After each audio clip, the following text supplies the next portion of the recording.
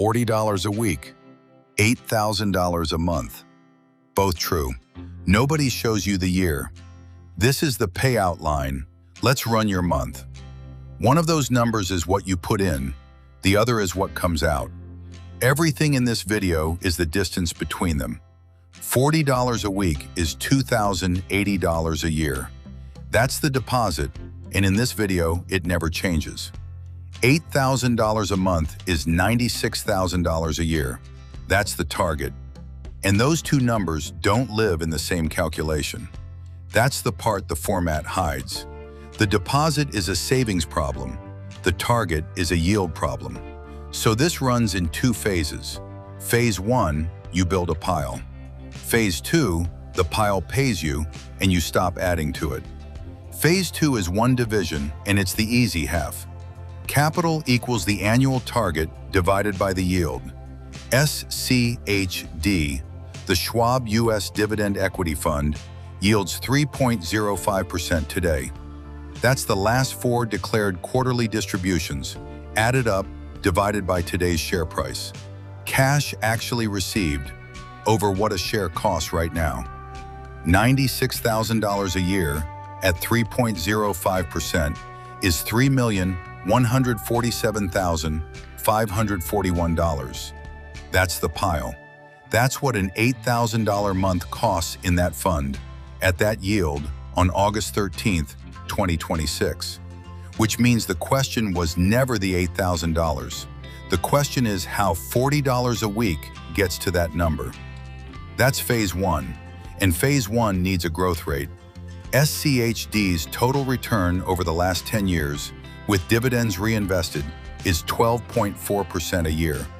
That's the standardized 10-year figure for the period ended June 30th, 2026.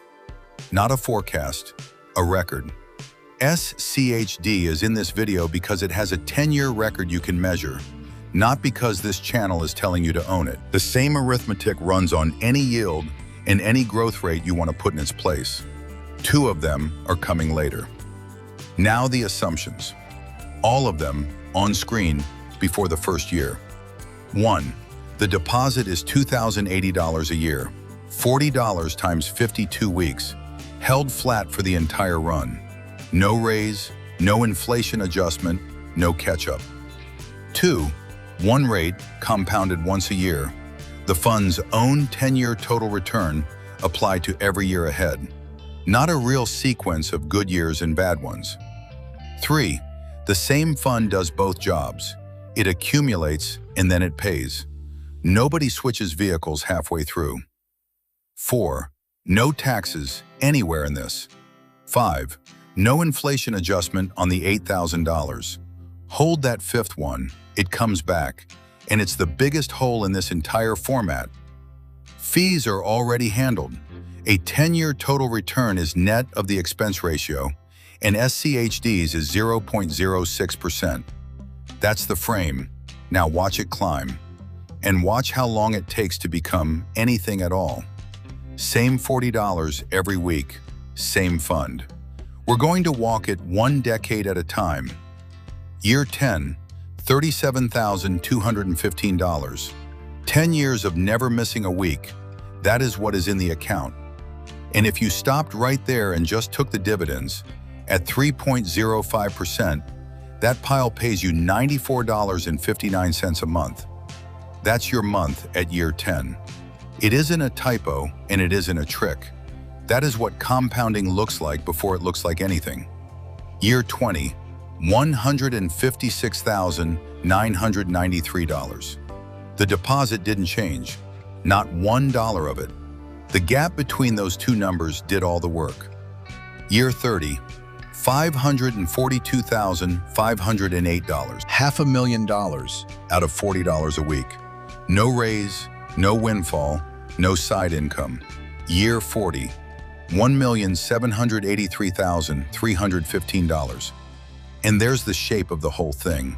The deposit is a straight line, the account is not. Every decade adds more than the decade before it, off the exact same $40. Across the entire run, the money you personally deposit adds up to $93,238. The account ends at $3,147,541. 3% of it came from you. 97% came from the growth, which tells you what this actually is. It isn't a savings plan with a good ending. It's a growth plan with a very small ignition. So, target $3,147,541. Year 40, $1,783,315. It isn't close, which means the answer to the title is somewhere past 40. Year 45, $3,212,654. That's past the target, so it happens somewhere in between, and here it is. $40 a week reaches $8,000 a month in SCHD in 44.8 years. 44.8 years. That's the year the title is about. That's the number every video in this format leaves off the screen. It is a working life and then some. And it assumes you never miss a week of it. SCHD launched on October 20th, 2011. Every year in this projection past today is arithmetic, not history. Now you'd think the lever here is yield. Bigger yield, smaller pile, sooner finish. Watch what happens when you actually run it. VOO, the Vanguard S&P 500 fund. It yields 1.03%. So the pile it needs is far bigger, $9,320,388 for the same $8,000 a month. But its 10-year total return is 15.47% a year against SCHD's 12.4%. And it gets there in 45.5 years. 44.8 against 45.5. Two funds with almost nothing in common, landing in the same stretch of the same decade. One needs a much smaller pile. The other builds the pile faster. The two effects run in opposite directions, and they very nearly cancel. Which is why chasing yield doesn't buy the years you think it does. It moves the target and the engine at the same time. And then there's the third one, which loses on both axes at once. VYM, the Vanguard High Dividend Yield Fund. Yield 2.18% under SCHD. 10-year return 11.61%, also under SCHD. Bigger pile needed, slower engine to build it. $4,403,670 in 50.2 years. So the honest range across three real funds on their own 10-year records is 44.8 to 50.2 years. Not one of them lands inside a normal working career. That's the finding. Here's the part the title didn't tell you. There are two of them, and the second one is worse than the first. First, that 44.8 rests entirely on one assumption. 12.4% a year, every year, for 45 years. So take 2 percentage points off it, not a crash, 2 points. SCHD at 10.40% instead of 12.4%, 51.2 years, 6.4 years later. VOO, 50.7 years, up 5.2. VYM, 58 years, up 7.8. 2 percentage points, the kind of gap nobody would argue about in a comment section, moves the answer by 5 to 8 years on the far end. Every year in this video assumes the next 5 decades behave like the last 10. They will not. This is what the arithmetic does with one historical rate. It is not a forecast, and it is not a schedule. And now the second one. And the $8,000 is in today's dollars. It is not the same $8,000 when you get there. Nothing in this calculation adjusts that target for inflation. Not one line of it. And I'm not going to hand you a rate for it because this video doesn't have one on the record. What I can tell you is the direction, and the direction is not in your favor. So the card says what it has to say, not adjusted for inflation, which makes 44.8 the optimistic reading. The years are counted against a target that quietly loses ground the whole time you're chasing it. That's the structural problem with this entire format. It promises a fixed number in dollars, across a span long enough for dollars to change meaning. Three more things this model does not do. Each one matters. Taxes. None are modeled. In a taxable account, that pushes the year later, not earlier. The single rate.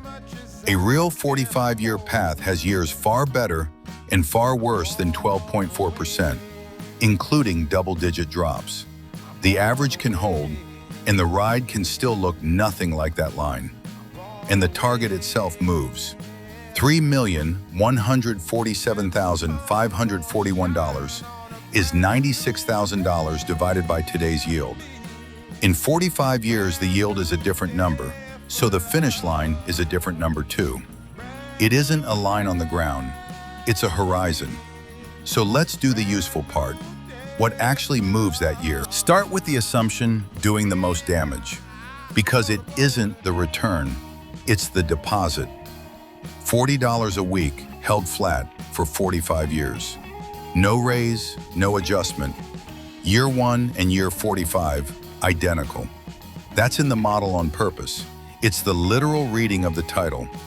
Only $40 a week has to mean only $40 a week.